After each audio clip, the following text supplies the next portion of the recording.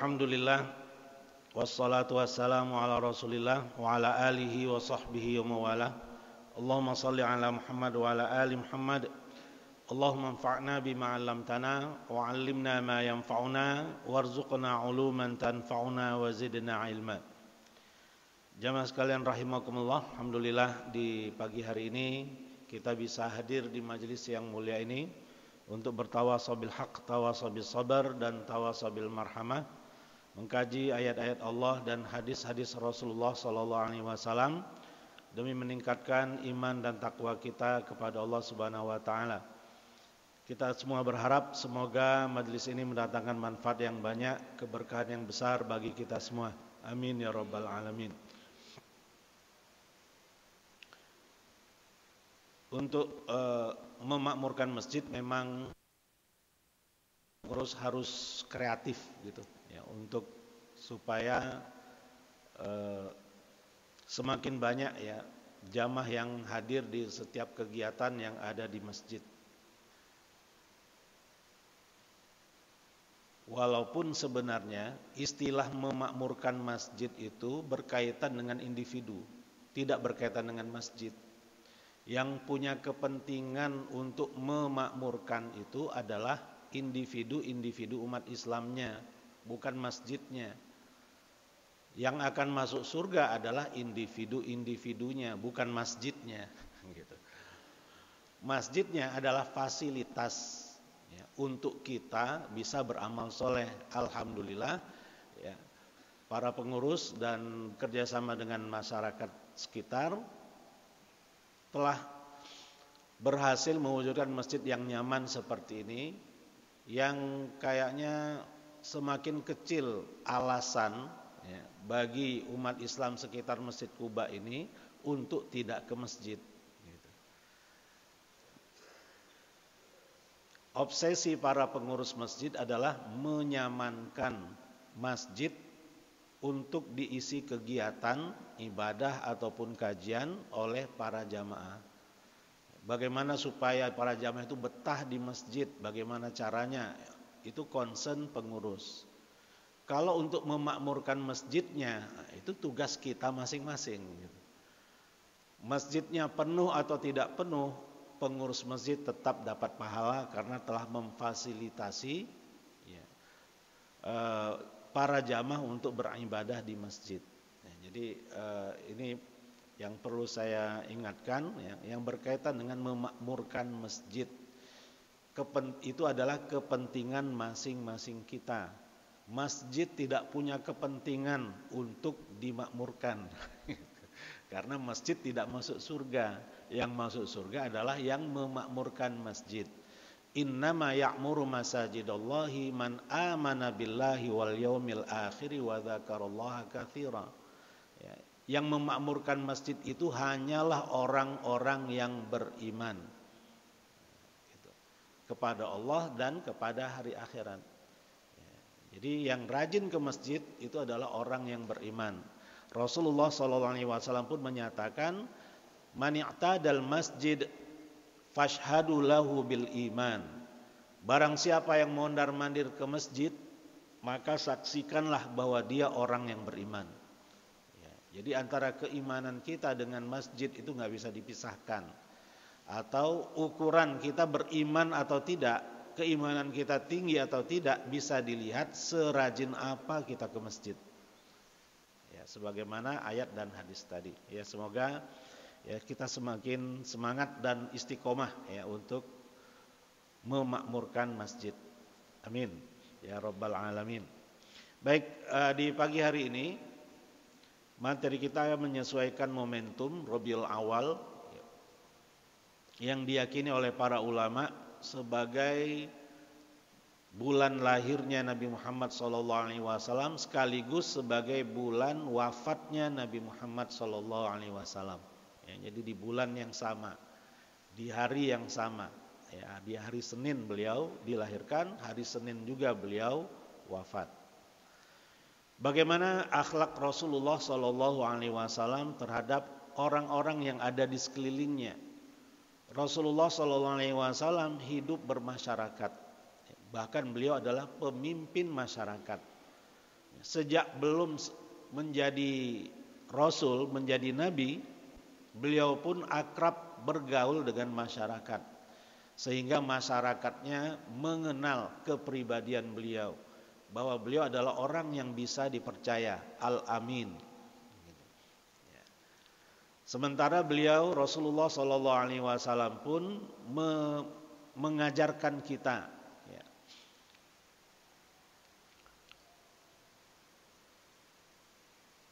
mukmin, al-mukminul ladzi yukhalitun nas wa yasbiru ala adahum, mukmin yang berbaur dalam kehidupan masyarakat dan mampu bersabar atas dampak negatif dari perilaku masyarakat terhadap dia, khairun, itu lebih baik, minal ladzi la yukhalitun nas, dibanding mukmin yang tidak berbaur dalam kehidupan bermasyarakat, di rumah terus.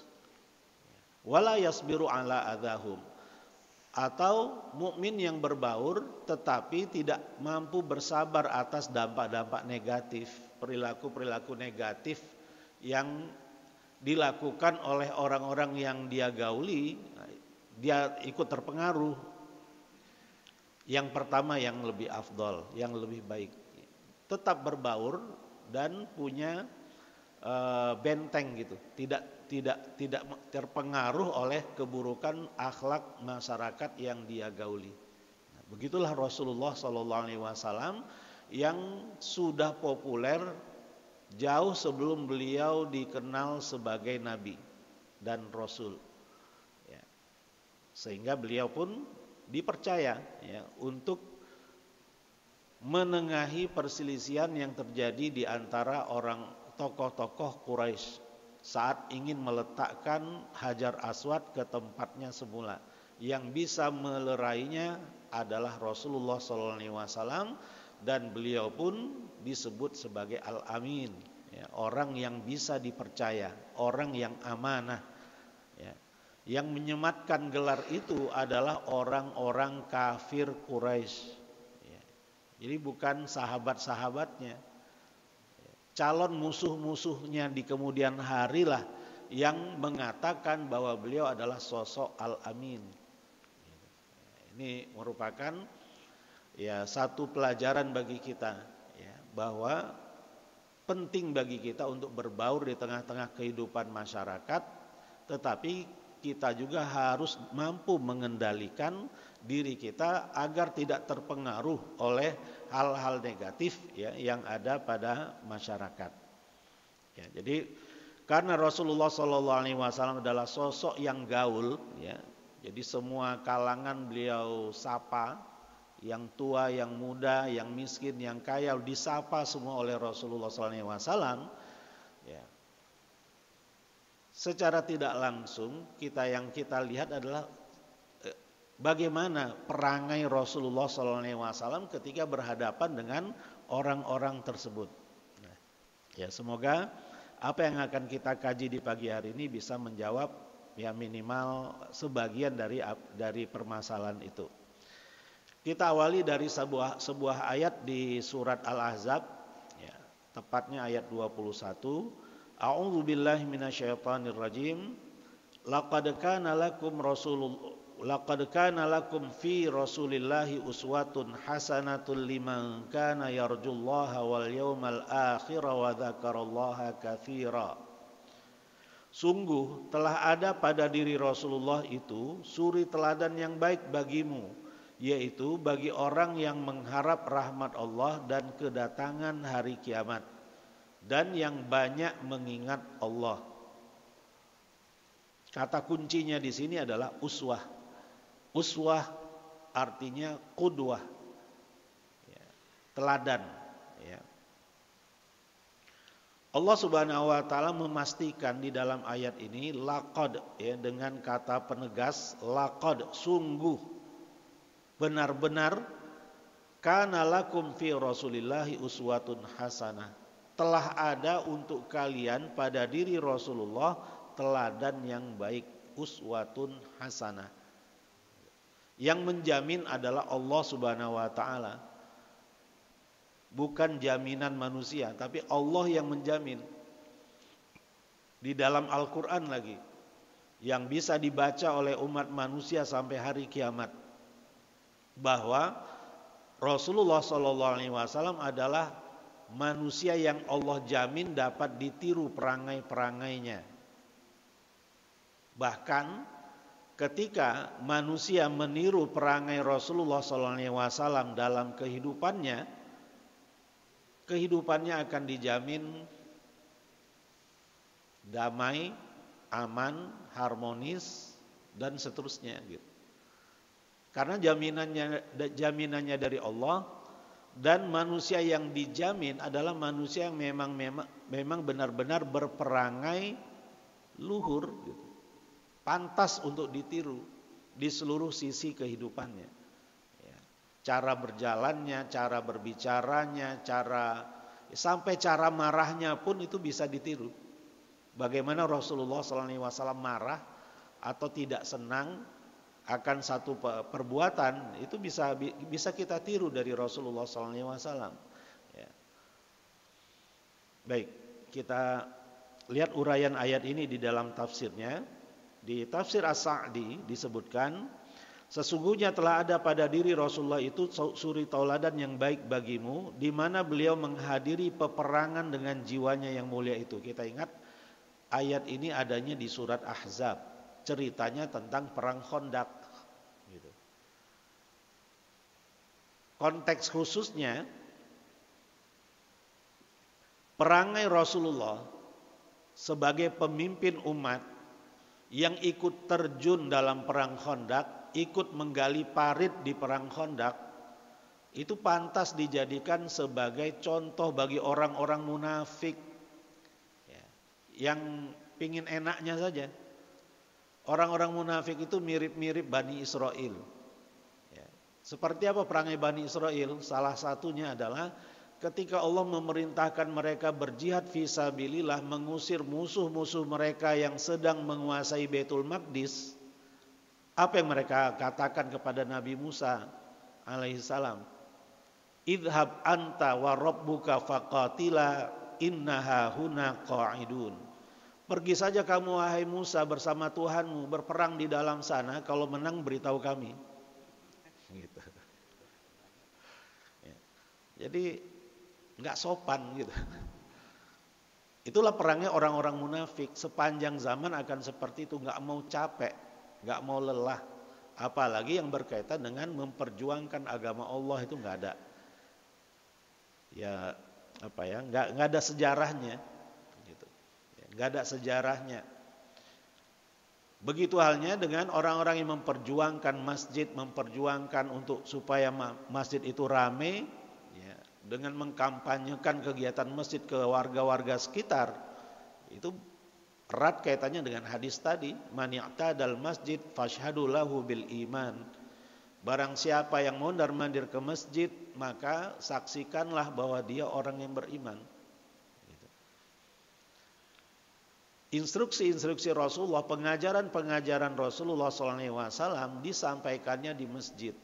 Yang lengkap mendapatkan wejangan dari Rasulullah SAW, bisa dipastikan hatinya itu akan benar-benar beriman gitu.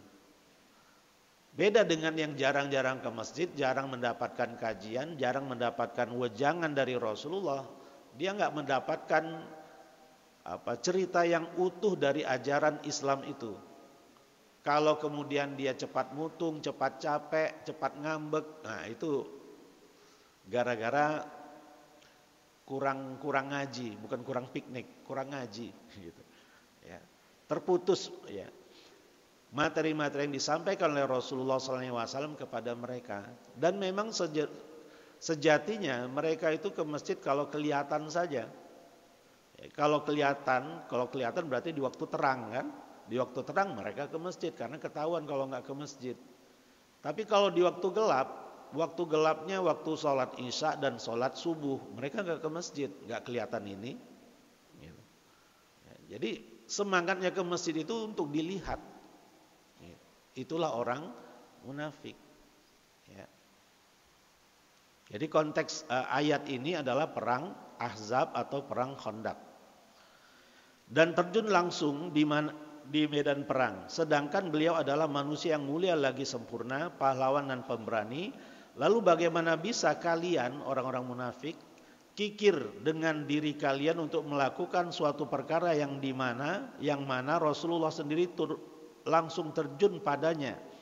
Maka teladanilah beliau dalam perkara ini dan perkara yang lainnya. Para ulama usuliyun, ahli usul fikih, berargumen dengan ayat ini atas kehujahan perbuatan Rasulullah Shallallahu Alaihi Wasallam, bahwa perbuatan Rasulullah adalah sumber hukum, ya. Dan bahwa hukum asalnya umat Islam itu bersuri teladan kepadanya dalam semua hukum, kecuali ada dalil syar'i yang mengecualikan kekhususan beliau. Ya, jadi seluruh perbuatan tindakan Rasulullah SAW pantas untuk ditiru oleh umatnya, kecuali perkara-perkara yang Allah sendiri sudah menyatakan itu merupakan kekhususan beliau. Apa misalnya yang menjadi kekhususan Rasulullah SAW? Beliau boleh menikah lebih dari 4. Itu kekhususan Rasulullah SAW. Dalam teknis pernikahannya pun, ketika ada seorang sahabiah menawarkan diri untuk dinikahi oleh Rasulullah, Rasulullah boleh, kalau Rasulullah mau, Rasulullah boleh menikahinya langsung. Ya, walinya siapa? Allah Subhanahu wa taala. Kalau Rasulullah mau. Wa ini mra'atun wahabat wahabat nafsaha lin nabi wa aradan nabiyyu ayyastankihaha khalisatan laka min dunil mu'minin. Ya, kalau ada seorang mukminah, ya, seorang mukmin perempuan, ya, menghibahkan dirinya kepada Rasulullah dan Rasulullah mau menikahinya, itu boleh, tapi khalisatan laka min dunil mu'minin, khusus untukmu wahai Muhammad, bukan untuk umatmu. Nah, jadi nggak boleh niru-niru. Gitu. Ya, itu hanya khusus Rasulullah Sallallahu Alaihi Wasallam. Ya, jadi ayat ini secara konteksnya, secara dalam konteks khususnya berkaitan dengan perang Ahzab. Ya, tetapi ya sesuai dengan kaidah tafsir, ya, al-ibratu bi umumil lafzi la bi khususis sabab. Pelajaran yang bisa kita ambil adalah dari keumuman lafadznya, bukan dari kekhususan sebab diturunkannya. Konteks khususnya perang Ahzab, ya, kondisi peperangan. Tapi bukan artinya untuk mengamalkan ayat ini perang dulu baru bisa mengamalkan ayat ini, enggak. Yang kita amalkan adalah keumuman lafadznya. Laqad kana lakum fi Rasulillahi uswatun hasanah. Ya, jadi kalau diterjemahkan, ya, sungguh benar-benar ada buat kalian pada diri Rasulullah teladan yang baik. Teladan yang baik dalam setiap urusan, bukan hanya dalam urusan peperangan. Ya, jadi yang kita ambil adalah keumuman lafadznya. Uswatun hasanah, uswah artinya teladan, qudwah. Uswah ada 2, ada uswatun hasanah dan ada uswatun sayyi'ah. Uswatun hasanah artinya teladan yang baik. Kalau uswatun sayyi'ah, teladan yang buruk. Uswatun hasanah ada pada Rasulullah Shallallahu Alaihi Wasallam. Orang yang meneladani beliau berarti menelusuri jalan yang dapat mengantarkannya kepada keridhaan Allah Subhanahu wa taala, yaitu jalan yang lurus, siratal mustaqim. Gitu. Kalau kita beruswah kepada Rasulullah SAW, kita akan mendapatkan jalan yang lurus itu, yang biasa kita minta di setiap sholat, ihdinas siratal mustaqim. Nah, bagaimana teknisnya supaya benar-benar kita menjalani jalan yang lurus itu?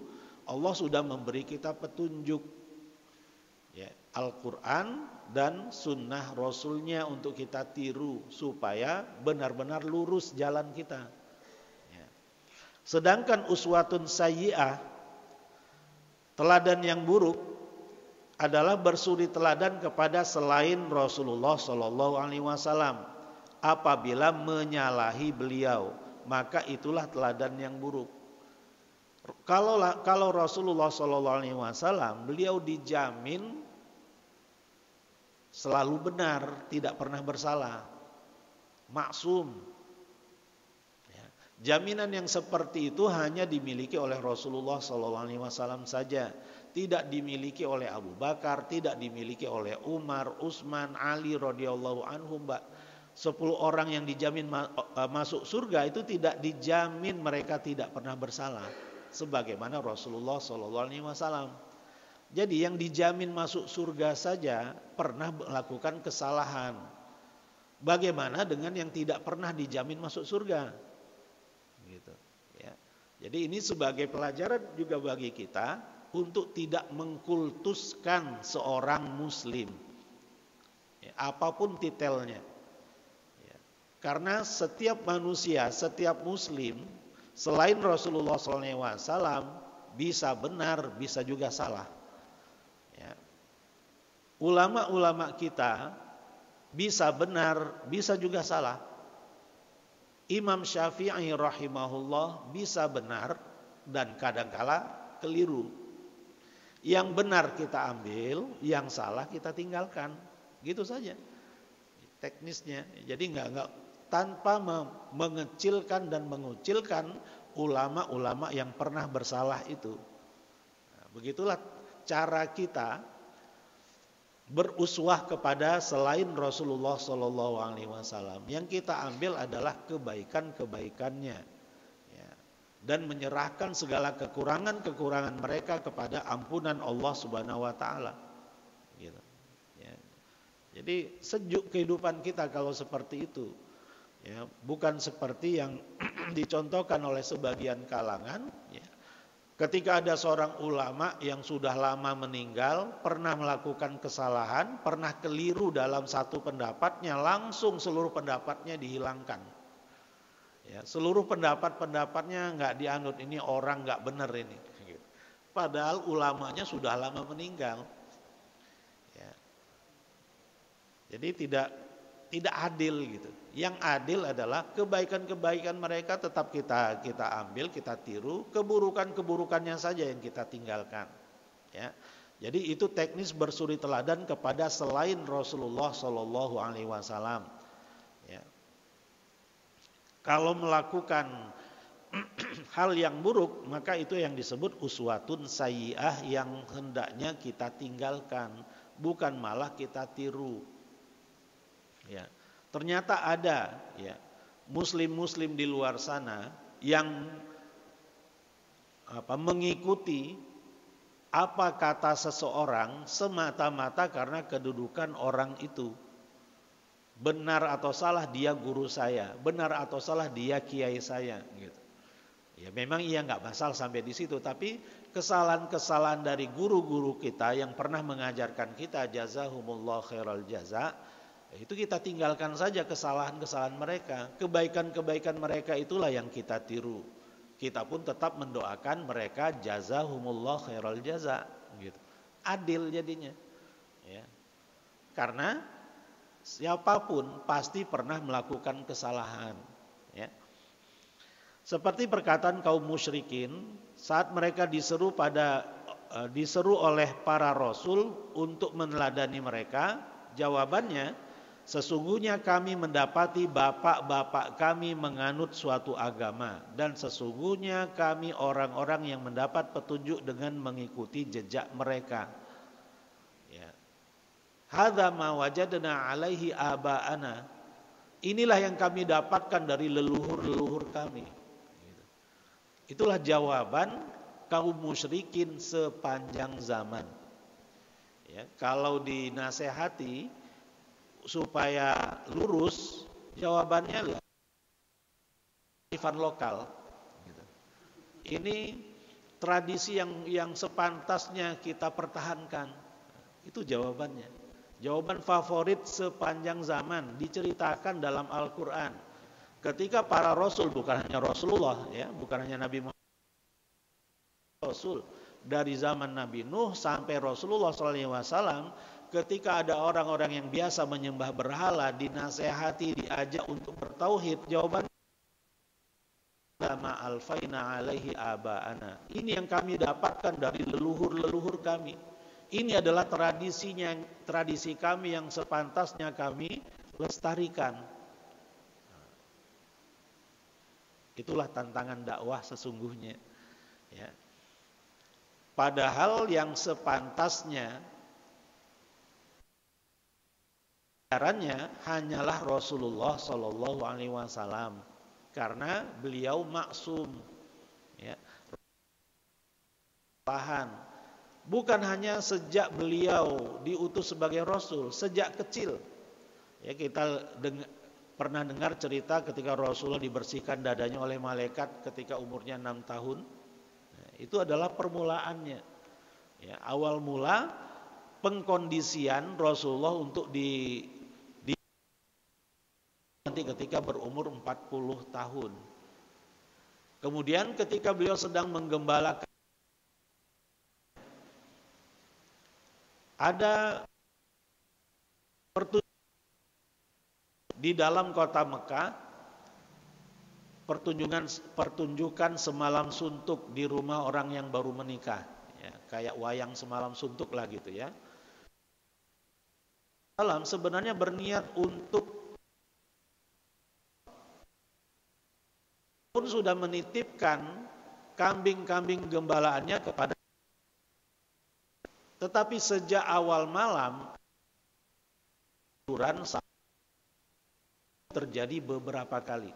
Artinya Allah Subhanahu wa taala sedang mengkondisikan Nabi Muhammad sebagai calon nabi yang tidak pantas nonton wayang semalam suntuk. Gitu. Jadi pengkondisian itu sudah ada sejak beliau masih kecil. Ya. Artinya Rasulullah SAW memang benar-benar pantas untuk menjadi teladan kita. Di surat Al-Qalam ayat 4, wa innaka la'ala khuluqin azim, dan benar-benar berbudi pekerti yang agung. Allah yang menjamin itu. Allah yang menyatakan bahwa Nabi Muhammad SAW zamannya akhlak, ya, mempunyai moral yang agung. Ungkapan manusia bisa benar bisa salah. Tapi kalau Allah yang menyatakan ini luar biasa. Allah yang menciptakannya dan Allah yang memujinya, wa innaka la'ala khuluqin azim. Kalau kita lanjutkan, fasatu basiru wa yubsirun, maka engkau akan bisa melihat masyarakat yang kamu dakwahi dan mereka pun dapat melihat dirimu. Artinya, kalau kita punya akhlakul karimah, kita akan diperhitungkan oleh orang-orang yang ada di sekitar kita. Gitu. Kalau kita punya akhlakul karimah, kita punya punya sensitivitas untuk melakukan atau tidak melakukan sesuatu di hadapan orang lain. Sebaliknya, wayu basirun, ya, masyarakat pun akan tahu untuk menempatkan sikap yang pantas ketika berhadapan dengan dia. Ada muslimah yang biasanya nggak pakai jilbab, tetapi kalau ingin berhadapan dengan si fulan, dia cari-cari jilbab dulu. Biasanya nggak pakai jilbab, tapi karena mau ke rumah si fulan, dia cari jilbab dulu untuk ke rumah si fulan itu. Fasatu besi. Jika kita punya akhlak, ya, kita akan bisa menempatkan sikap-sikap kita yang baik dan benar di hadapan orang lain, dan orang lain pun bisa menempatkan hadapan dengan kita. Gitu, ya. Di dalam tafsirnya disebutkan, yakni kamu memiliki akhlak yang Allah perintahkan dalam Al-Quran. Disebutkan dalam hadis sahih dari Aisyah radhiyallahu anha, pernah ditanya tentang akhlak Rasulullah SAW, maka ia menjawab akhlaknya adalah akhlak Al-Quran. kana khuluqahu al-Qur'anu, bahwa akhlaknya Rasulullah Shallallahu Alaihi Wasallam adalah Quran itu sendiri. Jadi perkataan, perbuatan Rasulullah Shallallahu Alaihi Wasallam adalah penafsiran dari ayat-ayat Al-Quran. Rasulullah Shallallahu Alaihi Wasallam adalah Al-Quran yang bisa berjalan. Gitu. Ya. Jadi apapun perangai beliau itu adalah gambaran dari isi Al-Quran. Kana khuluqahul Qur'anu. Ya. Baik. Di sekitar Rasulullah SAW ada istri-istri beliau, ada keluarga beliau, ada sahabat-sahabat beliau, ada kalangan anak-anak, al-atfal pun ada. Kemudian ada juga musuh-musuh beliau. Kita akan memaparkan contoh bagaimana sikap Rasulullah SAW bersama istri-istrinya, bersama para sahabatnya, bersama anak-anak yang ada di sekitar rumahnya, bersama musuh-musuhnya, bagaimana Rasulullah bersikap. Itu semua ada digambarkan di dalam Quran dan juga di dalam hadis-hadis Rasulullah SAW. Akhlak beliau bersama kepada istri-istrinya. Dari Abu Hurairah radhiyallahu anhu bahwa Nabi SAW bersabda, akmalul mu'minina imanan ahsanuhum khuluqan. Orang mukmin yang paling sempurna imannya adalah yang paling baik akhlaknya. Wa khiyarukum linisaihim. Dan sebaik-baik kamu adalah orang yang paling baik kepada istrinya. Lanjutan hadis ini, wa ana ahsanukum khuluqan linisai au kama qala sallallahu alaihi wasallam. Dan aku adalah orang yang paling baik ketika berhadapan dengan istri-istriku. Jadi Rasul adalah teladan bagaimana sikap seorang suami di hadapan istri-istrinya. Istri-istri Rasulullah SAW adalah ya seorang perempuan, seorang wanita yang punya sifat kewanitaan, ya, punya sifat cemburu, kadangkala marah, yang seperti itu dimiliki oleh istri-istri Rasulullah SAW. Ya.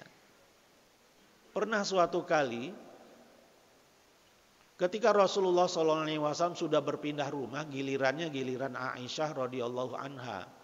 Tapi ada istri Rasulullah lainnya, Sofiyah radhiyallahu anha, yang mengantar makanan ke Rasulullah. Padahal itu adalah gilirannya Aisyah. Aisyah pun cemburu sambil menampik tempat makanan yang sedang dibawa oleh Sofiyah sampai pecah itu tempat makanannya. Nampannya sampai pecah. Rasulullah SAW tidak memarahi Sofiyah, tidak memarahi Aisyah. Tapi hanya memerintahkan Aisyah, kamu sudah merusak nampan itu, ganti nampan yang kamu rusak itu. Ya, sedangkan kecemburuannya tidak dikomentari oleh Rasulullah. Karena memang ya seperti itu. Ya. Ya, jadi Rasulullah SAW ya tetap berkedudukan sebagai seorang suami ya, yang lemah lembut di hadapan istri-istrinya, nggak marah-marah, nggak bengak-bengok di depan istrinya, nggak bentak-bentak, apalagi nggak pernah itu dilakukan oleh Rasulullah SAW. Gitu. Jadi kata kuncinya di sini adalah wa khiyarukum linisaihim. Ya, sebaik-baik kamu adalah orang yang paling baik kepada istrinya, sebagaimana Rasulullah SAW adalah suami yang paling baik kepada istri-istrinya. Ya. Ada salah seorang istri Rasulullah SAW yang hampir dicerai oleh Rasulullah SAW. Ya. Kenapa? Ya karena memang tidak punya hasrat lagi. Tidak punya hasrat lagi kepada laki-laki, kepada Rasulullah SAW. Ya. Tapi kemudian istri beliau itu mengusulkan ya, dan bercerita dengan terus terang, saya memang sudah ya sudah menopause, sudah tua. Ya, ketika Rasulullah menikahi beliau umurnya memang udah 60 tahun. Ya, jadi perempuan pertama yang Rasulullah nikahi setelah wafatnya Khadijah. Ya, siapa? Namanya?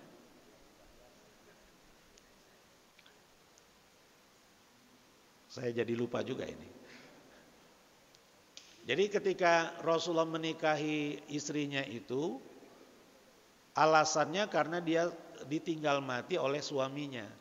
Ya. Dan Rasulullah pun menikahi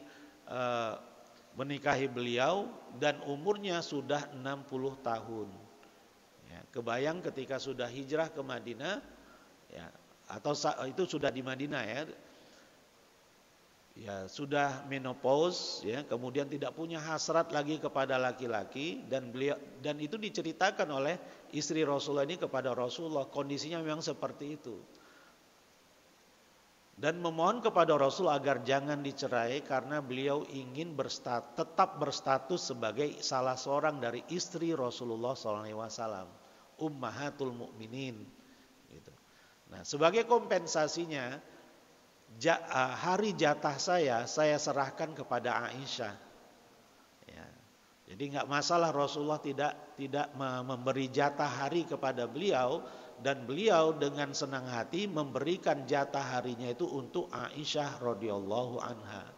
Dan Rasulullah menyetujuinya dan tidak jadi menceraikannya. Seperti itulah kehidupan Rasulullah, ya artinya manusiawi. Ya, manusiawi. Kenapa Rasulullah ingin menceraikan istrinya ini ya? Karena kasihan juga ya kalau statusnya sebagai istri tetapi tidak bisa melayani suami, kan dosa jadinya. Supaya tidak berdosa diceraikan saja, supaya statusnya bebas, gitu kan? Nah, karena beliau tidak mau dan mengusulkan agar tetap berstatus sebagai istri Rasulullah, ya akhirnya Rasulullah tidak jadi menceraikannya dan tawarannya diterima oleh Rasulullah SAW bahwa jatah harinya diberikan kepada Aisyah radhiyallahu anha. Ya. Ini diantara sikap Rasulullah SAW kepada istri-istrinya. Gitu. Ya. Dalam hadis ini dikatakan bahwa laki-laki yang paling baik adalah mereka yang memperlakukan istrinya dengan baik. Ya, jadi kalau ada laki-laki, suami-suami yang tidak memperlakukan istrinya dengan baik, tidak mengikuti Rasulullah SAW itu, ya, tidak berpedoman, tidak menjadikan Rasulullah sebagai uswah hasanah. Rasulullah SAW tidak pernah memukul dan menjelek-jelekkan istrinya. Dari Aisyah radhiyallahu anha bahwa Nabi SAW bersabda, "Ma ra'aitu Rasulullah SAW daraba khadiman lahu qattu walam ra'atan lahu qattu wala daraba biyadihi syai'an qattu illa ayyujahida fi sabilillah." Aku tidak pernah, kata Aisyah, sama sekali melihat Rasulullah SAW memukul pembantunya, begitu pula memukul istrinya. Beliau tidaklah pernah memukul sesuatu dengan tangannya kecuali dalam jihad fi sabilillah. Hadis riwayat Imam Ahmad. Ya. Jadi seperti itulah perangnya Rasulullah SAW di dalam kehidupan berumah tangga. Jadi nggak ada KDRT, itu nggak ada. Gitu. Ya. Yang ada hanyalah lemah lembut. Kalau bagaimana kalau salah seorang istri Rasulullah marah-marah, Rasulullah diam. Rasulullah diam, nggak mengomentari. Gitu. Kalau memang yang penyebab kemarahannya adalah sesuatu yang benar, ya Rasulullah akan diam. Tapi kalau sesuatu yang salah, Rasulullah akan mengingatkan dan menasehatinya. Gitu. Ketika para istri Rasulullah, ini satu cerita setelah perang Hunain, ya. Di perang Hunain banyak sekali harta rampasan perang yang didapat. Nah, istri-istri Rasulullah SAW pun ingin meminta nafkah yang lebih dari suaminya Rasulullah SAW. Tapi karena Allah Subhanahu wa taala sudah menentukan bahwa harta rampasan perang itu lebih banyak dikhususkan bagi penduduk Mekah yang baru masuk Islam, termasuk tokoh-tokoh yang ada di kota Mekah, istri-istrinya nggak dapat jatah. Begitu juga dengan kaum muhajirin dan ansor. Ya, akan halnya istri-istri beliau tawarkan kepada mereka, kalau kalian ingin harta rampasan perang akan aku berikan, tetapi kalian akan aku cerai. Mau pilih mana? Mau pilih saya atau pilih ghanimah, harta rampasan perang? Itu pilihan yang sulit. Ya. Dan semua istri-istri Rasulullah SAW memilih Rasulullah. Ya, tidak jadi memilih harta rampasan perang itu. Ya. Begitulah cara Rasulullah berhadapan dengan istri-istrinya. Ya. Humble gitu. Ikut membantu pekerjaan rumah tangga. Urwah bin Zubair bertanya kepada Aisyah radhiyallahu anha. Urwah ini keponakannya Aisyah. Urwah anaknya Zubair. Zubair suami dari Asma binti Abi Bakar Siddiq, ya, radhiyallahu anhuma. Wahai Ummul Mukminin, apakah yang dikerjakan Rasulullah SAW tatkala bersamamu di rumahmu? Aisyah menjawab, beliau melakukan seperti apa yang dilakukan salah seorang dari kalian jika sedang membantu istrinya. Beliau mengesol sandalnya, menjahit bajunya, dan mengangkat ember untuk mengangkut air. Itu dilakukan sendiri oleh Rasulullah SAW. Ya, jadi jangan mentang-mentang suami nggak mau mengerjakan pekerjaan rumah. Itu nggak Rasulullah banget itu. Ya, kalau Rasulullah SAW, beliau apa yang bisa beliau kerjakan sendiri. Ya, tidak mengandalkan istri-istrinya. Ya. Itu kepada istri-istrinya beberapa contoh. Kemudian kepada anak-anak. Bagaimana sikap Rasulullah kepada anak-anak yang ada di sekitar rumahnya? Beliau mencium cucunya Al Hasan bin Ali radhiyallahu anhu. Imam Bukhari meriwayatkan sebuah hadis di kitab sahihnya bab al-adab atau kitabul adab bab rahmatul walad wa taqbiluhu wa mu'anaqatuhu. Ya, menyayangi anak, menciumnya dan memeluknya. Di dalam bab ini disebutkan satu riwayat dari Abu Hurairah radhiyallahu anhu. Suatu ketika Rasulullah SAW mencium Al Hasan bin Ali. Sedangkan di samping beliau ada sahabat Al-Aqra' bin Habis At-Tamimi radhiyallahu anhu yang sedang duduk. Al-Aqra' berkata, sungguh aku memiliki 10 anak. Namun aku tidak pernah mencium satu pun dari mereka, kata Aqra' bin Habis. Mendengar komentar Al-Aqra', Rasulullah SAW pun langsung melihat ke arahnya dan bersabda, man la yarham la yurham. Siapa yang tidak menyayangi, dia tidak akan disayangi.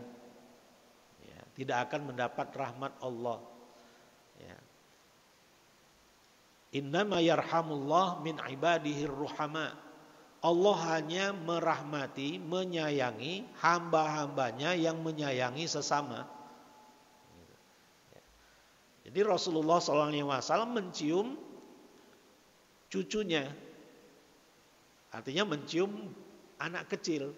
Ya. Yang dalam konteks ini ya masih nasabnya, ya masih cucunya.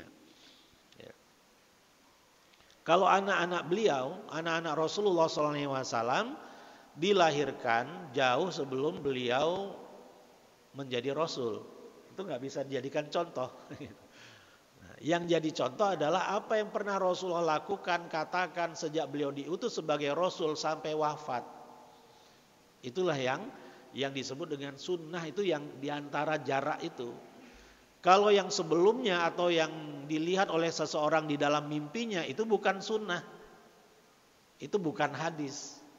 Ya. Sumber hadis dari Rasulullah SAW sejak beliau diutus sebagai Rasul ketika berumur 40 tahun sampai beliau wafat ketika berumur 63 tahun. Dibatasi oleh 2 waktu itu saja. Itulah yang disebut dengan sunnah. Nah, ketika Rasulullah mencium seorang anak kecil, ini maksudnya adalah cucunya ketika itu, ya, Al Hasan bin Ali bin Abi Thalib radhiyallahu anhuma. Ya, jadi ya hendaknya kita, kalaupun kita tidak terbiasa mencium anak kita, mencium cucu kita, lakukanlah semata-mata karena ingin mengamalkan sunnah Rasulullah Sallallahu Alaihi Wasallam, ingin beruswah kepada Rasulullah Sallallahu Alaihi Wasallam. Rasulullah menggendong cucunya Umamah binti Zainab saat sholat. Ya, dari Abu Qatadah Al-Ansari bahwa Rasulullah Sallallahu Alaihi Wasallam pernah sholat dalam keadaan membawa Umamah putri Zainab binti Rasulullah dan Abul As bin Rabi'ah bin Abdis Syams. Ini suami dari Zainab. Jika beliau sujud, beliau meletakkannya, dan jika beliau berdiri, beliau menggendongnya lagi. Begitulah teknis kalau kita terpaksa atau tidak terpaksa sholat sambil menggendong anak kita atau cucu kita atau anak orang lain, boleh hukumnya. Ya. Bagaimana dengan gerakannya yang lebih 3 kali lah? Yang 3 kali itu kan kalau tidak ada alasan. Nggak ada alasan kita noleh kanan, noleh kiri, bergerak tangan. Itu yang menurut mazhab Syafi'i membatalkan. Ya, tapi kalau gerakan-gerakan kita butuhkan saat kita sholat, itu dibenarkan. Ya, sebagaimana yang Rasulullah lakukan saat sholat, beliau menggendong Umamah. Ketika sujud, beliau letakkan, beliau sujud, duduk, sujud. Ketika berdiri, ambil lagi, gendong lagi. Ya, seperti itulah yang Rasulullah contohkan. Hadis tersebut diriwayatkan oleh Imam Bukhari dan Imam Muslim dalam kitab sahihnya. Pada riwayat Imam Muslim diberikan tambahan penjelasan bahwa Nabi SAW saat itu menjadi imam sholat berjamaah dan posisi Umamah berada di atas lehernya. Ya, berarti apa? Gandol gitu ya di leher Rasulullah atau begini atau walau alam lah ya. Intinya Rasulullah menggendong Umamah saat beliau sedang mengimami sholat berjamaah. Jadi bukan sholat sunnah ini sholat wajib. Ya. Saat sholat wajib bahkan beliau bertindak sebagai imam. Di zaman itu belum ada pempes ya. Ya berarti ya seadanya kan. Ya, seadanya. Nah, makanya kita jangan cari-cari alasan untuk tidak menggendong anak, tidak menggendong ya cucu lah katakan. Ya, ketika nangis sedangkan kita sedang akan mau sholat, ya kita gendong saja. Minimal itu kalau kita lakukan mencontoh apa yang Rasulullah pernah lakukan. Mengambil keberkahan dari apa yang Rasulullah pernah lakukan untuk ikut kita lakukan. Itu ada keberkahannya.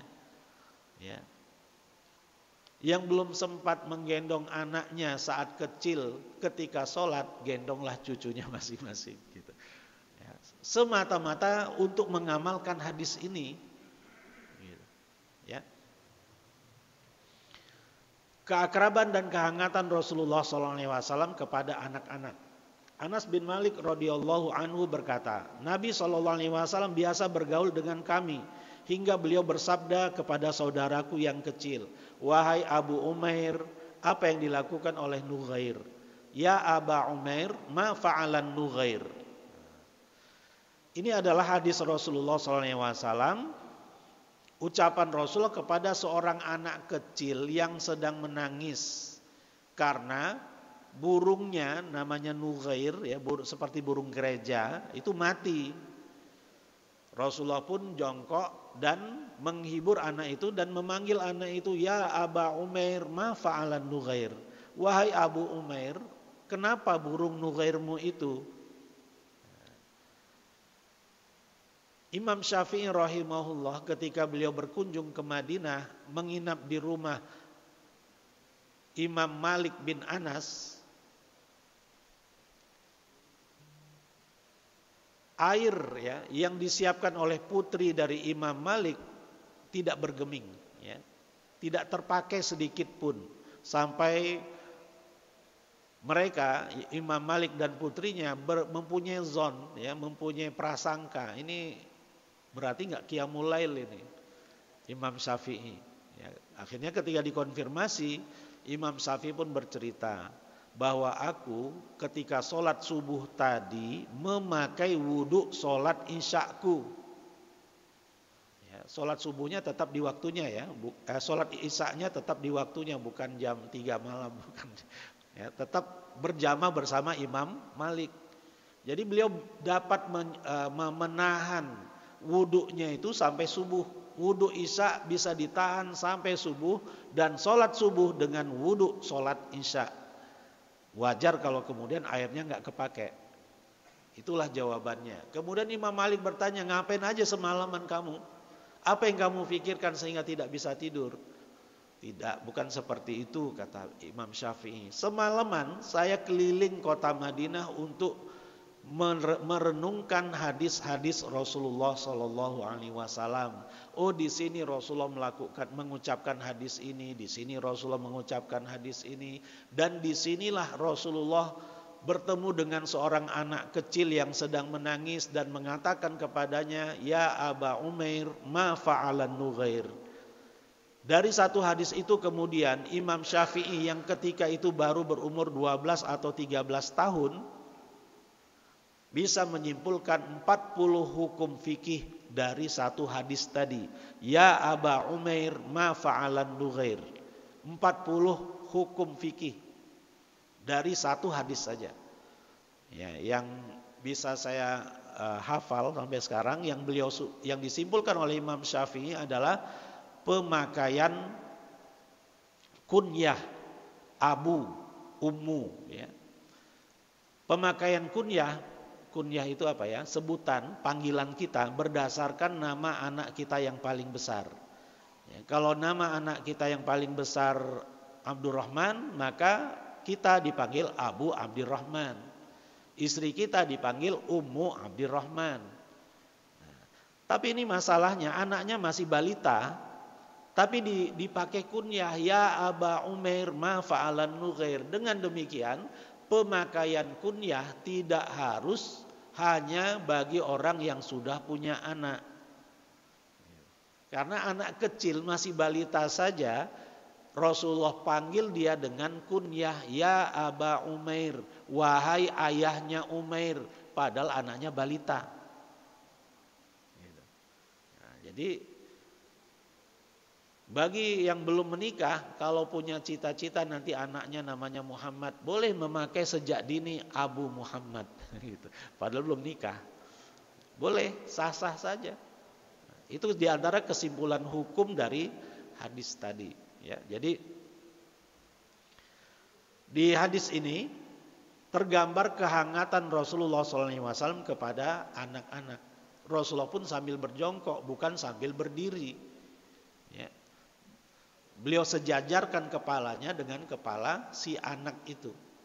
Begitulah cara Rasulullah SAW berkomunikasi dengan anak-anak. Anas bin Malik radhiyallahu anhu sejak kecil dititipkan oleh ibunya di rumah Rasulullah SAW untuk dididik dan membantu pekerjaan-pekerjaan rumah tangga Rasulullah. Menyiapkan sendal Rasulullah, menyiapkan air wudhu Rasulullah, itu kerjaan Anas bin Malik yang ketika itu mungkin baru berumur 10 tahun atau kurang dari itu atau lebih dari itu. Ya. Suatu kali Anas bin Malik disuruh oleh Rasulullah untuk beli sesuatu atau mengambil sesuatu. Anas pun keluar dari rumah Rasulullah. Tapi di jalan Anas melihat teman-temannya sedang bermain. Beliau pun menonton teman-temannya yang sedang bermain itu. Tapi tiba-tiba beliau baru sadar di sampingnya ada Rasulullah. Anas, kamu ngapain? Kan disuruh untuk mengantar sesuatu atau mengambil sesuatu, kok mampir, dan mampirnya lama banget. Bukannya diomelin oleh Rasulullah, tapi didekati oleh Rasulullah, dihampiri oleh Rasul, dan Rasulullah tegur, Anas, kamu ngapain? Bukan diomelin, bukan. Ya. Itulah kehangatan, ya, hubungan Rasulullah dengan anak-anak yang ada di sekitarnya. Ya.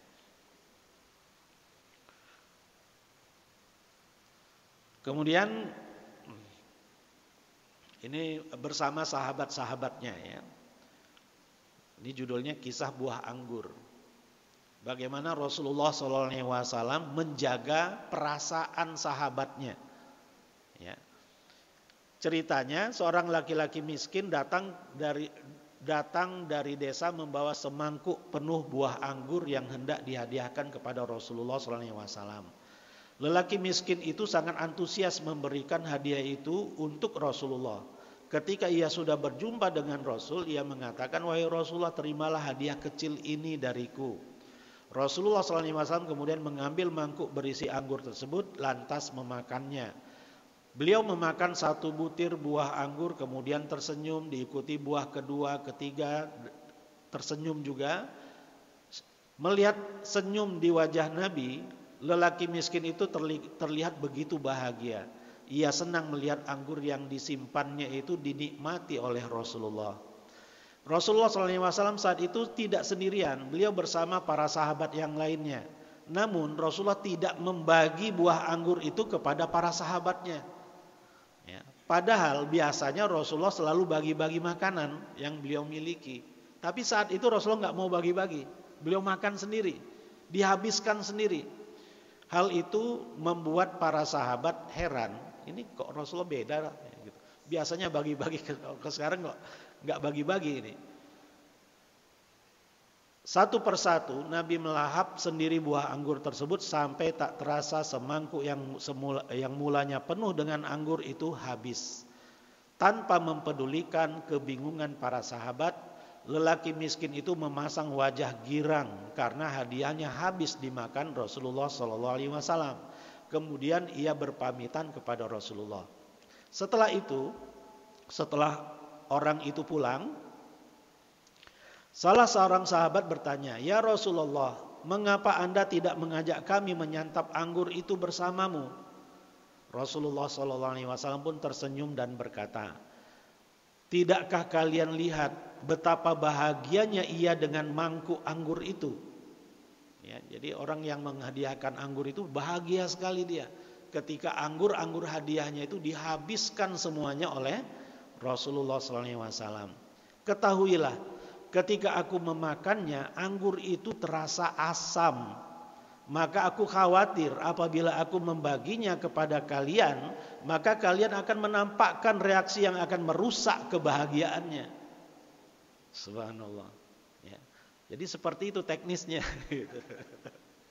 Kalau kita dihadiahkan makanan oleh orang lain, orangnya ada di situ, kita makan sendiri, udah habiskan kalau memang kurang apa gitu ya. Kalau khawatir orang lain akan berkomentar, ya, nggak bisa jaga hati, nggak bisa jaga diri, udah habiskan aja. Tapi jangan dijadikan modus ya. Gitu. Seperti inilah akhlak Rasulullah SAW demi menjaga perasaan sahabatnya. Gitu. Ya, jadi penampilannya nggak biasanya gitu. Ya. Biasanya bagi-bagi, ternyata kok nggak bagi-bagi. Nah, jangan sampai langsung suuzon gitu. Ya, pasti ada alasannya. Ternyata itulah alasannya. Subhanallah. Ya, jadi kepikiran oleh Rasulullah untuk melakukan itu gitu. Karena ya memang sudah di backup ya. Kebaikan-kebaikan itu sudah ada ya pada asalnya di dalam diri Rasulullah SAW. Kemudian akhlak Rasulullah SAW kepada seorang pemabuk. Ini mungkin sebagian kita sudah pernah dengar.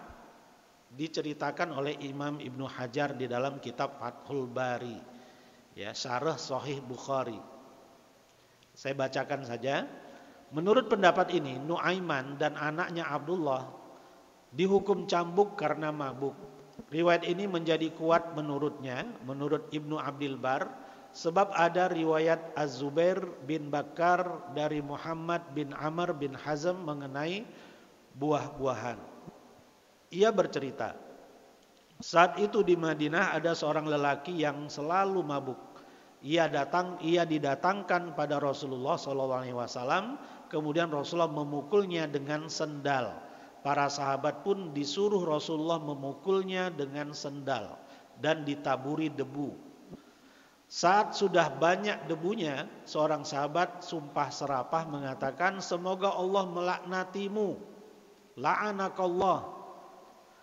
Akan tetapi Rasulullah SAW menegur orang yang mendoakan buruk tersebut. Jangan begitu, walaupun dia pemabuk, tapi dia mencintai Allah dan Rasulnya. La taf'al fa innahu yuhibbullah wa rasulah. Justru Rasulullah membela Nuaiman dan putranya. Dalam riwayat yang lain, sahabat Nuaiman dan anaknya itu bukan hanya sekali mabuk. Menurut Imam Ibnu Abdul Bar, Nuaiman pernah mabuk sebanyak lebih dari 50 kali. Tapi ia pun dihukum berkali-kali oleh Rasulullah SAW dan sahabat lainnya. Akan tetapi sahabat Nuaiman ini memiliki kelebihan humor yang menyenangkan sehingga Rasulullah SAW pun terhibur sebabnya. Jadi seorang pemabuk pun ya, masih dibela-bela oleh Rasulullah SAW. Ya, mungkin pertanyaannya, ya kenapa enggak dihukum tegas saja pemabuk ini? Ya, kita harus paham ya. Tradisi orang-orang Arab sejak lama itu memang mabuk-mabukan. Itu tradisi sebagaimana orang-orang Jepang, orang Korea, orang Barat sekarang ini persediaan minuman anggur ya, anggur yang memabukkan itu ada di rumah mereka. Itu persediaan yang biasa ada di rumah mereka.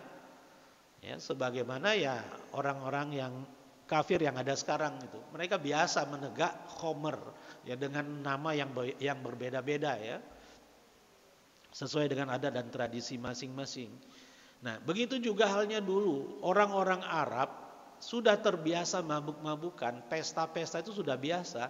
Para sahabat pun ketika belum diturunkan ayat pengharaman khomer, mereka sering berpesta ba'da maghrib. Sehingga sholat isya-nya sambil mabuk. Bahkan ada yang sambil mabuk jadi imam ya. Baca surat Al-Kafirun. Qul ya ayyuhal kafirun a'budu ma ta'budun. Itu kan fatal ya. Aku akan menyembah apa yang kalian sembah.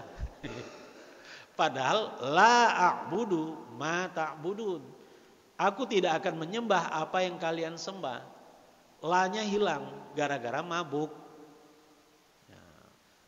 Ketika kejadian itu terjadi, Allah turunkan, ya ayyuhalladzina amanu la taqrabus sholata wa antum sukara hatta ta'lamu ma taqulun.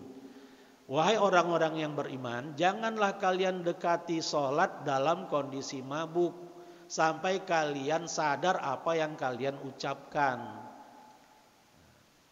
Ayat itu belum tegas mengharamkan khomer, hanya mengarahkan kalau mau pesta, mau mabuk-mabukan jangan sebelum waktu sholat.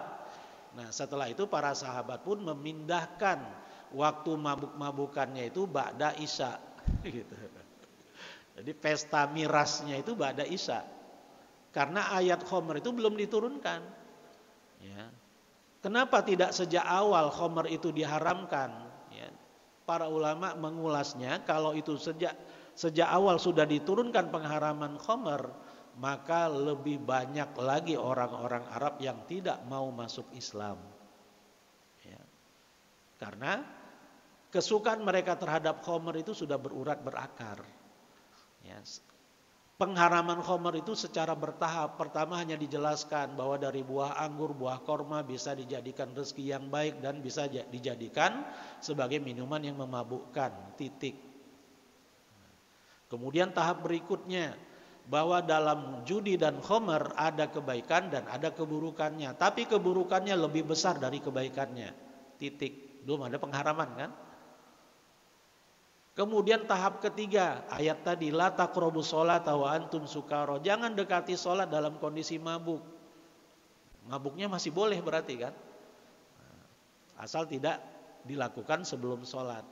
Barulah tahap yang terakhir, Allah haramkan. Innamal khamru wal maisiru wal ansabu wal azlamu rijsum min amali syaitan fajtanibuh, dan seterusnya. Sebagian besar sahabat bisa mengikuti arahan itu. tetapi tetap saja ada sahabat yang belum kuat. Ya. Dia tetap nggak mampu untuk menghindarkan khomer darinya. Ya, ini sampai 50 kali kan ini luar biasa. Ya, berarti ini sudah apa istilahnya ya? Sudah ketagihan. Ya, idman dalam bahasa Arabnya, mudmin. Ya, dia sudah ketagihan, ya, kecanduan ya. Dia sudah kecanduan minuman keras. Ya. Jadi itu yang harus kita pahami. Ya, seharusnya di zaman ini nggak ada lagi yang seperti itu karena pentahapan syariat itu sudah selesai di zaman Rasulullah. Sekarang sudah tidak ada pentahapan lagi.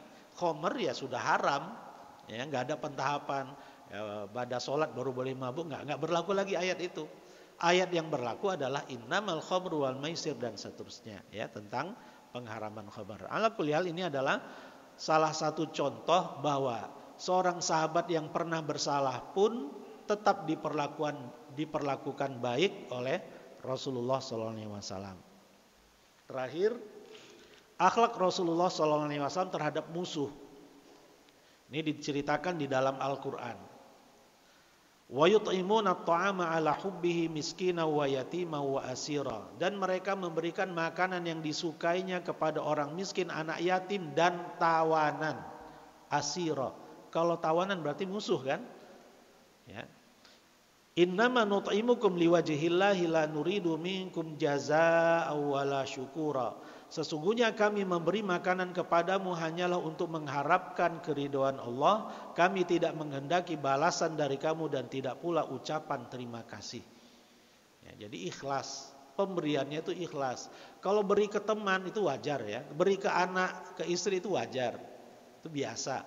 Ini yang dia berikan, yang diberikan oleh Rasulullah, yang diberikan oleh para sahabat dalam satu peperangan. Selesai satu peperangan adalah persediaan makanan mereka, ransum mereka prioritaskan untuk tawanan dulu, baru mereka makan. Setelah selesai baru mereka makan sisanya.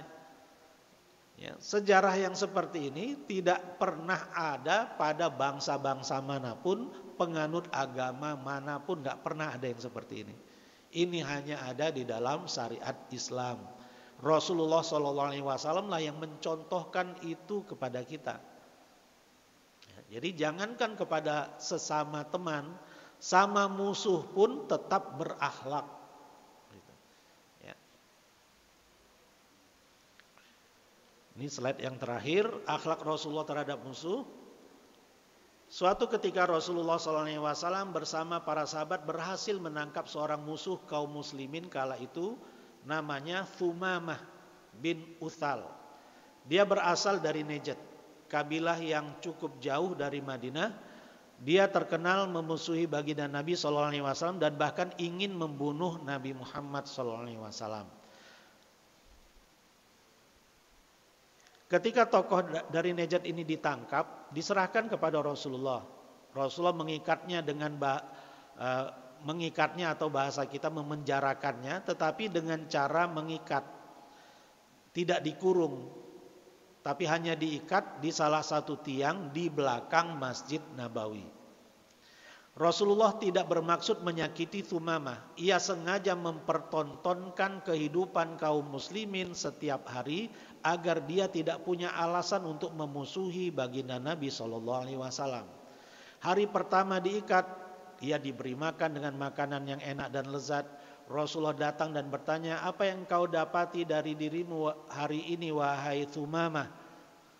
Ya, Thumamah menjawab, Muhammad, jika engkau mau membunuhku maka bunuhlah. Tapi aku orang yang kuat. Banyak orang yang akan membalas kematianku. Jika engkau ingin tebusan, sebutkan berapa yang engkau inginkan. Aku orang kaya dan jika engkau bersedia membebaskanku maka lepaskanlah. Aku orang yang tahu membalas budi. Itu kata Thumamah di hari pertama. Ya. Di hari yang kedua, Rasulullah datang lagi dan bertanya, persis pertanyaan itu, bagaimana kabarmu wahai Thumamah, dan seterusnya. Ya. Thumamah menjawab dengan jawaban yang berbeda. Dia mengatakan, Muhammad, Jika engkau bersedia membebaskanku, maka engkau akan mendapatiku sebagai orang yang tahu membalas budi. Jika ingin tebusan, sebutkan. Jika engkau ingin membunuhku, maka sesungguhnya aku orang kuat yang dan banyak yang membela. Itu di hari yang kedua. Di hari yang ketiga, Rasulullah datang lagi bertanya dengan pertanyaan yang sama. Jawaban Sumamah masih sama. Itu artinya ada perubahan dari Sumamah pada hari pertama. Ya, pada hari pertama Sumamah masih yakin baginda Nabi membencinya. Namun hari kedua, hari ketiga dia yakin itu tidak mungkin dilakukan oleh orang sebaik Rasulullah. Dia yakin kemerdekaan dan kebebasan yang akan didapat itu pun akhirnya dipenuhi oleh Rasulullah SAW. Ya. Jadi Rasulullah ingin melakukan hal yang lebih besar gitu. Kalau hanya menghukum mati udah selesai gitu kan. Padahal Sumamah ini tokoh, ya, seorang tokoh dari Najd, wilayah Saudi Arabia yang di situ ada kota Riyadh, kota Qasim, ya, Dhahran dan seterusnya.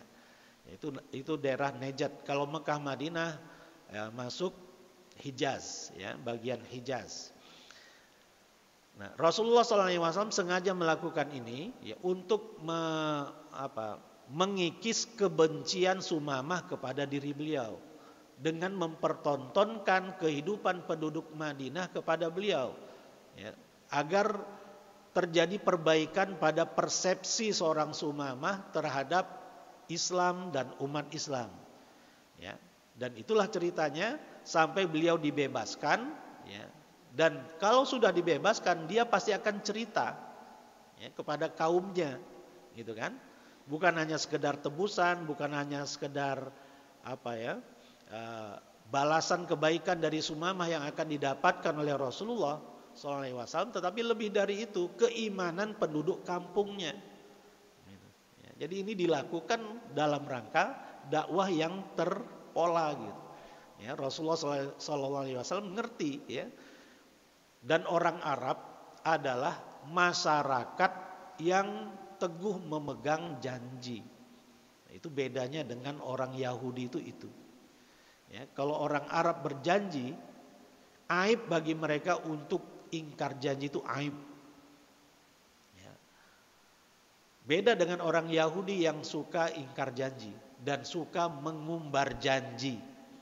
Ya, janji lagi, tapi setelah itu ya serasa serasa tidak bersalah ketika menyalahi janji gitu. Ya, nah, orang-orang Arab termasuk tokoh-tokoh Quraisy tidak seperti itu perangai mereka. Walaupun mereka memusuhi Nabi Muhammad SAW, tapi dalam urusan janji mereka sangat menjaga gitu. Aib bagi mereka kalau tidak mematuhi janji. Kenapa terjadi penaklukan kota Mekah di tahun ke-8 Hijriah? Karena orang-orang kafir Quraisy lupa akan janji mereka di tahun ke-6 Hijriah. Kalau terjadi peperangan, pertikaian antara Bani Bakar dan Bani Makhzum, Mekah tidak boleh membantu Bani Bakar. Tapi kenyataannya mereka membantu Bani Bakar memerangi Bani Makhzum. Berarti mereka sudah menyalahi janji, dan ketika pelanggaran terhadap perjanjian Hudaibiyah itu dilakukan oleh orang-orang kafir Quraisy, mereka tidak berdaya ketika didatangi oleh Rasulullah dan para sahabat dengan 10.000 orang, ya, tentaranya memasuki kota Mekah. Orang-orang kafir Quraisy tidak berdaya, ya, karena mereka sudah kalah secara moral, ya. Mereka sudah tidak percaya diri untuk melawan karena mereka sudah menyalahi janji, gitu, ya. Jadi inilah jamaah sekalian rahimakumullah, ya, sedikit cerita tentang sisi-sisi akhlakul karimah Rasulullah Shallallahu Alaihi Wasallam. Ya, akhlak adalah cara Rasulullah untuk berdakwah. Banyak orang-orang di Jazirah Arab, di sekitar Madinah, di sekitar Mekah yang masuk Islam semata-mata karena mendapatkan keluhuran akhlak Rasulullah SAW. Sebagian mereka malah nggak pernah dengar ceramah Rasulullah. Ya. Mereka hanya berpapasan dengan Rasulullah, melihat kesopanan Rasulullah langsung, oh kalau begitu saya masuk Islam. Kalau begitu saya akan mengucapkan 2 kalimat syahadat. Hanya melihat profil Rasulullah saja. Ya, jadi itulah pentingnya akhlak bagi kita. Nah, disebutkan di banyak hadis dan ungkapan para ulama bahwa buah dari syariat adalah akhlak. Ya. Orang yang semalaman qiyamul lail tapi akhlaknya kurang baik dengan orang yang biasa-biasa saja tapi akhlaknya bagus, yang kedua itu lebih baik dari orang yang pertama. Ya. Apa gunanya seorang muslim nangis di tengah malam saat qiyamul lailnya, tapi kepada tetangganya dia jahat? Apa gunanya sholat sampai nangis-nangis seperti itu, kalau pada kenyataan sehari-hari dia jahat kepada tetangganya, ya, tidak sopan kepada orang lain. Ya. Allah Subhanahu wa taala tidak membutuhkan air matanya, Allah tidak membutuhkan sholat-sholatnya. Sholat yang kita tunaikan seharusnya dapat mengoreksi perangai kita. Allah berpesan di dalam Al-Quran, wa aqimis sholata inna sholata tanha anil fahsya wal munkar. Sholat itu seharusnya mampu mencegah diri kita dari berbuat keji dan berbuat mungkar. Karena Allah nggak butuh sholat kita, kitalah yang butuh untuk sholat. Supaya kita punya backup kekuatan ketika bergaul dengan masyarakat, ya, dengan kekuatan sholat yang kita tegakkan. Ya. Wallahu a'lam bishawab. Ini saja mungkin yang bisa saya sampaikan. Mohon maaf atas segala kekurangan. In ahsantu faminallah wa in asa'tu faminni wa minasyaitan. Wabillahi hidayah wat taufiq wal afu minkum. Wassalamualaikum warahmatullahi wabarakatuh. Waalaikumsalam warahmatullahi wabarakatuh. Jazakallahu khairan katsir. Ada waktu untuk satu. Baik. Terima kasih, kami persilahkan 1-2 orang. Pak Pak Sabrul. Alhamdulillah. 2. Pak Jajang. Punten. Pak Sabrul ada pertanyaan. Mohon maaf, Pak Jajang.